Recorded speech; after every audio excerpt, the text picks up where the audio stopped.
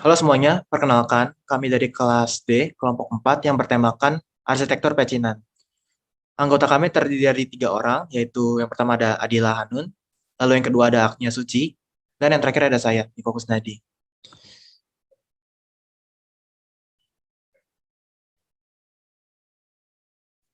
Arsitektur pecinan.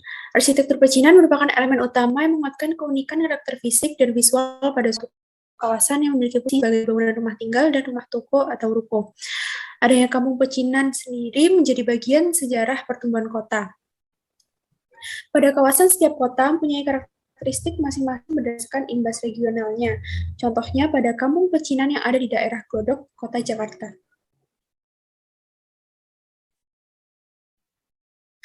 Karakteristik arsitektur pecinan, yakni bangunannya yang terbuat dari kayu. Kemudian, pada arsitektur Cina juga dapat ditemukan adanya panggung dan teras yang digunakan sebagai ruang transisi antar lingkungan luar dan dalam. Sistem struktur bangunan yang khas pada arsitektur Cina juga menggunakan sistem rangka utama yang menopang bobot mati atap bangunannya.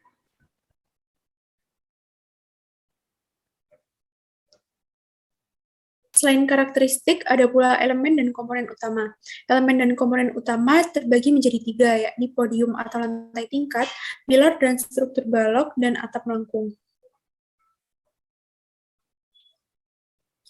Podium atau lantai tingkat umumnya terbuat dari batu, bata, atau tanah yang dinaikkan dari permukaan tanah. Mayoritas pilar terbuat dari batang kayu pohon pinus. Pilar biasanya akan diletakkan di atas pedestal yang terbuat dari batu agar tidak mudah lapuk. Sisi bangunan biasa menghadap ke selatan agar sirkulasi udara dapat berjalan dengan baik.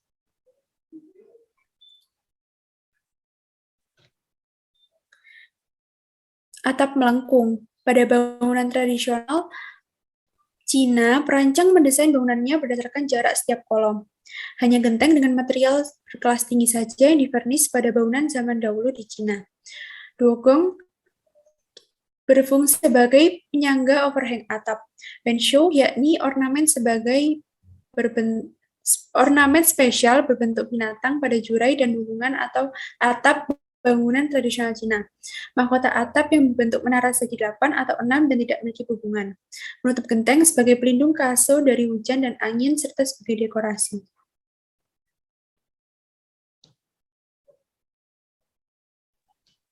Kelenteng Cintean. Kelenteng Cintean merupakan salah satu kelenteng hasil akulturasi kebudayaan Cina dan budaya Indonesia. Kelenteng Cintean ini juga merupakan kelenteng tertua yang terdapat di kawasan Kota Tua Jakarta, yang berlokasi di kawasan pecinan dan berdampingan dengan penduduk yang memiliki budaya Indonesia. Walau kelenteng ini merupakan hasil dari akulturasi budaya Cina dan Indonesia, tetapi tentunya arsitektur bergaya Cinanya lebih mendominasi.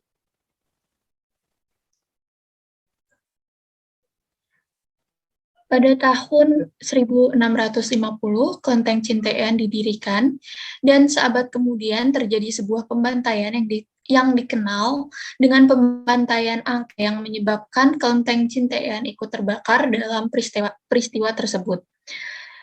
Di tahun 1755, kelenteng tersebut didirikan kembali oleh Great Ten Oichi dan diberi nama Kim Tele, yang berarti kelenteng kebajikan emas. Dari nama tersebut, diharapkan kelenteng ini dapat menjadi pengingat manusia untuk mementingkan kebajikan antar manusia dan tidak hanya mementingkan kehidupan materialisnya saja. Luas dari tanah kompleks Kelenteng Cintean itu sendiri termasuk dengan biara adalah 2.660 meter persegi.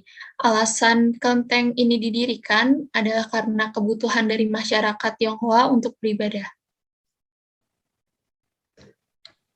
Lalu untuk sejarah bangunannya sendiri, Kelenteng Cinteyan ini merupakan kelenteng tertua yang didirikan pada tahun 1650.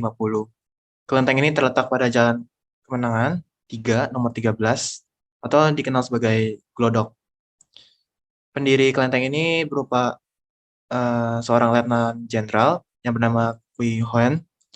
Lalu tujuan didirikannya kelenteng ini adalah untuk menghormati Dewa Kuan Im atau Kuan Yin. Kelenteng ini juga bersifat tridharma, untuk penganut Tao, Konfusius, serta Buddha. Lalu pembantaian Angke itu terjadi pada tanggal 9 sampai 12 Oktober tahun 1740 seperti yang sudah disebutkan tadi. Itu bermula dari adanya krisis politik dan ekonomi yang terjadi pada Belanda.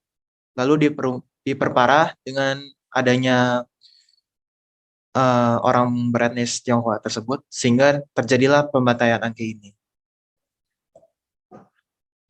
Lalu untuk konsep kosmologisnya, arsitektur Tionghoa juga melambangkan hubungan antara semesta dan langit, disimbolkan dalam bentuk bulat, lalu hubungan dunia dan bumi disimbolkan dalam bentuk kubus. Susunan dinding biasanya dijumpai dalam penataan geometris yang ketat, seperti contoh persegi panjang atau bujur sangkar. Lalu dinding tersebut ditata berbasis arah mata angin. Biasanya arah utara-selatan menjadi acuan utama. Lalu ruang tersebut ditata berlapis-lapis dalam pola susun grid 3x3 dari dinasti Song. Filsafat dari grid itu berfungsi untuk membagi-bagi ruang atau denah, bumi dan langit, serta tanaman.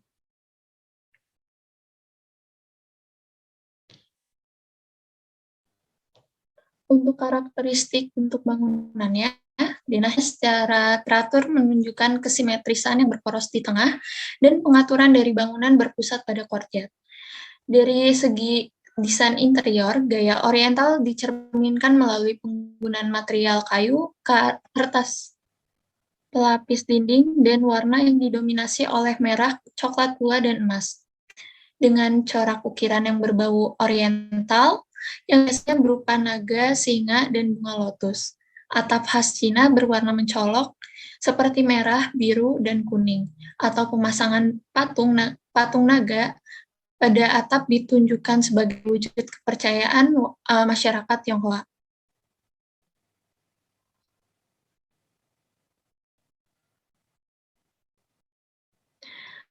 Kemudian pada bagian pilar terdapat pahatan terkenal, yakni pahatan yang berbentuk bunga teratai mekar yang berasal dari simbolisme agama Buddha. Kemudian genteng pada bangunan tradisional Cina memiliki warna yang berbeda, yang menunjukkan status sosial penghuninya. Genteng berwarna hitam merepresentasikan air yang selalu sedia untuk memadamkan api. Warna biru pada genteng biasanya ditemukan pada bangunan kuil dan merepresentasikan surga. Sementara itu, warna kuning dipercaya sebagai tempat lahirnya peradaban bangsa Cina.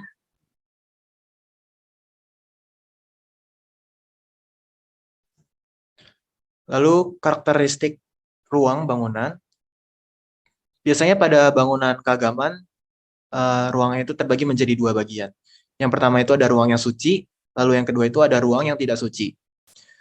Berikut merupakan ruang-ruang yang terdapat pada kelenteng Chinteyen. Di sini terdapat peletakan ruang pada kelenteng Chinteyen. Terdapat 3 bagian. Yang pertama ada bagian depan, di mana terdapat bagian serambi dan ruang bagian dalam. Lalu yang kedua ada bagian tengah, terdapat impluvium. Ketinggian lantainya dibuat lebih rendah, sedangkan ketinggian lantai di ruang suci utama bagian depan, samping, dan belakang dibuat lebih tinggi. Hal ini disengaja agar menonjolkan perbedaan derajat pada tiap ruangannya. Lalu yang ketiga, pada bagian belakang terdapat ruang suci utama yang dibagi menjadi 3 ruangan.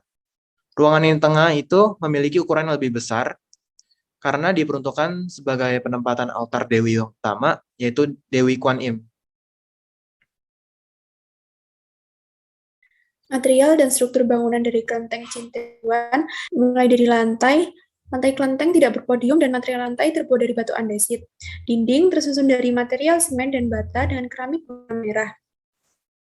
Dugong, wenshu, dan wadang tidak ditemukan.